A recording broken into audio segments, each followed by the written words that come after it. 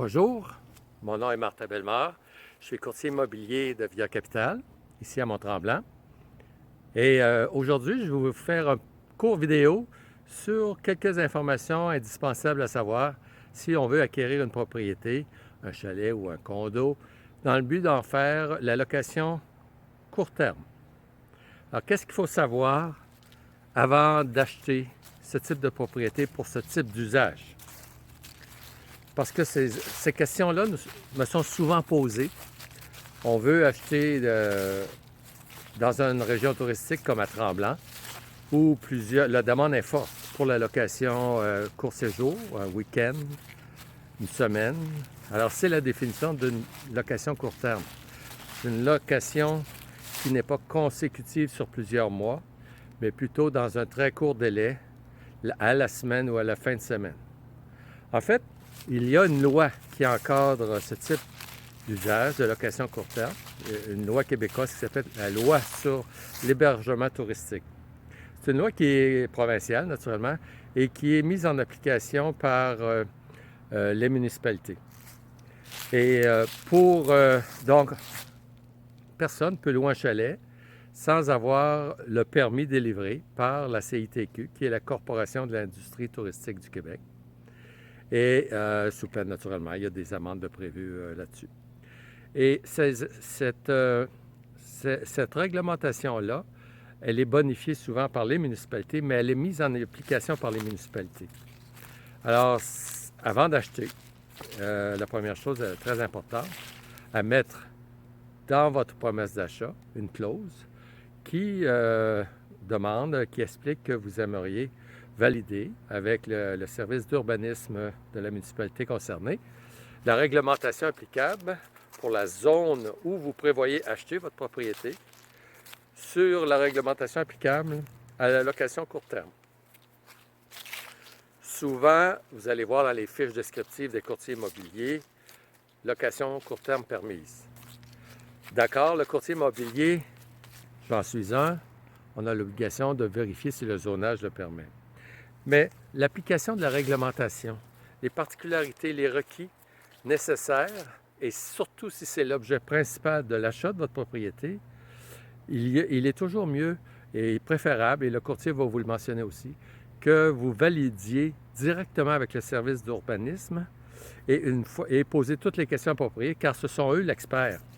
Le courtier vous dirige vers le bon intervenant, vous explique le zonage en vigueur, mais il est très important d'aller voir le détail. Et ça évolue dans le temps.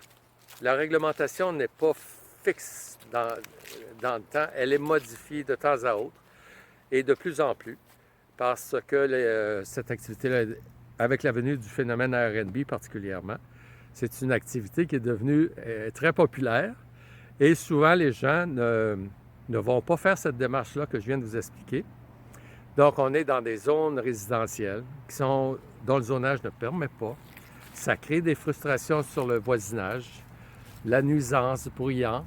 Naturellement, lorsque vous faites affaire avec une location court séjour, on s'entend qu'un week-end, vous allez en profiter la clientèle va en profiter pour s'amuser. Alors, c'est nécessairement synonyme de bruit. Et c'est pour ça qu'il est important de valider cette information-là. Le deuxième facteur à savoir aussi, c'est l'aspect des taxes. Souvent, mes clients me demandent, mais pourquoi cette maison-là est taxable? Qu'est-ce que ça veut dire, plus taxes? Le prix affiché sur Centris, plus taxes. Bien, ça veut dire tout simplement que les taxes sont exigibles, naturellement. Et pourquoi elles le sont? Il y a plusieurs possibilités.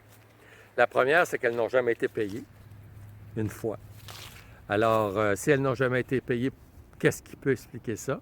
C'est que lorsqu'une propriété est acquérie pour la première fois, dans le but d'en faire un investissement, l'acheteur ou l'acquéreur vise à faire un usage commercial de cet immobilier. Et de cette façon-là, il diffère les taxes de vente. Les taxes de vente sont différées, c'est-à-dire qu'ils sont reportés à une autre transaction qui sera, mettons, la revente. Et les taxes sont reportées au nouveau prix, au prix du marché à ce moment-là, parce qu'elles n'ont pas été payées une fois. Donc, évidemment, lorsque vous voulez acheter un immeuble taxable, deux choix s'offrent à vous: de payer les taxes, surtout dans les situations où vous désirez en faire un usage personnel et non un usage commercial, ou vous avez l'intention d'en faire un usage commercial, donc vous allez activer des numéros de taxes et vous allez pouvoir différer les taxes, mais naturellement, il faut s'entendre, différer les taxes dans le but d'en faire un revenu. Alors, allez voir votre comptable agréé qui va vous expliquer que évidemment, si on diffère les taxes, c'est parce que le gouvernement Revenu Québec s'attend de voir des revenus taxables. Ce qui m'importe à dire que les revenus que vous obtenez de votre immeuble en location, bien, vous devez percevoir les taxes et faire la remise au gouvernement. C'est une activité commerciale, comme telle. L'autre situation qui arrive souvent, que les gens sont moins au courant, vous achetez une propriété non taxable et vous décidez à un moment donné d'en faire une location taxable, c'est-à-dire de faire de la location court terme, assez intensivement, parce que vous avez une autre occupation, votre situation a changé. Il faut consulter encore une fois son comptable, parce que, dépendamment de l'intensité de l'activité, et surtout si vous réclamez des intrants, lors de la revente de cette propriété-là, au prorata de votre activité commerciale durant le temps de possession, votre immeuble peut redevenir taxable. Alors évidemment, un immeuble taxable sur Centris, c'est pas tout le monde qui sont ouverts à payer des taxes, surtout s'ils veulent en faire un usage personnel ou résidentiel. Alors ça, c'est quelque chose à comprendre. Maintenant, le zonage. Souvent, la clientèle qui fait de la location touristique, c'est ce qu'on appelle la location court terme, la location touristique, ils veulent être dans des zones pour le divertissement, les bords de lac souvent, ou être directement près du resort, par exemple à Tremblant ou à Mont-Blanc, ici à Saint-Faustin. Donc, très près.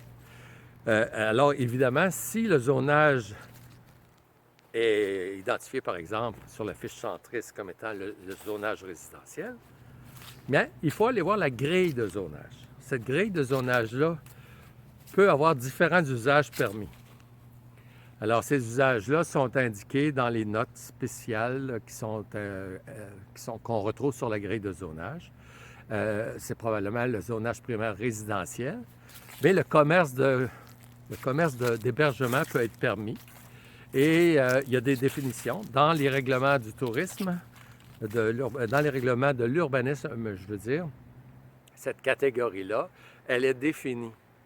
Alors, il ne faut pas assumer que c'est défini dans le sens où on le pense. Il faut vraiment aller constater. Et la façon de le faire qui est plus simple, c'est d'obtenir du service de l'urbanisme une explication détaillée par écrit qui vous permet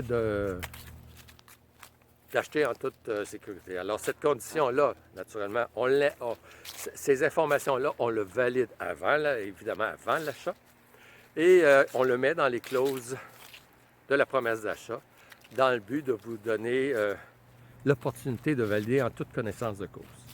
Il ne faut pas oublier que le courtier immobilier est là pour vous appuyer, vous assister dans cette démarche, et ça me fait plaisir de le faire. Mais il y a une responsabilité aussi qui est à l'acheteur, qui doit par lui-même, et surtout si son intention est de faire cette activité-là, d'aller par lui-même s'enquérir auprès de l'expert, qui est, dans ce cas-ci, le service de l'urbanisme. Ce n'est pas le courtier immobilier qui a l'autorité de déclarer. Il a l'obligation de vous informer, de vous diriger aux bons endroits, de vous donner l'information de base, mais particulièrement vous diriger vers l'expert. Comme la question des taxes, vous allez consulter l'expert. L'expert n'est pas le courtier et le comptable agréé de votre firme de comptable agréé, ou aller voir un notaire aussi. Alors, mais normalement, le courtier a ces contacts-là. Il vous facilite la tâche et vous dirige vers le bon intervenant. Et dans ce sens-là, bien, moi, ça me fait plaisir de vous accompagner dans vos projets d'achat ou de vente. Très important pour le vendeur également de connaître ces informations-là. Contactez-moi et ça me fera plaisir de vous aider dans la matière. Encore une fois, mon nom est Martin Bellemare, courtier immobilier de Via Capitale, ici à Tremblant.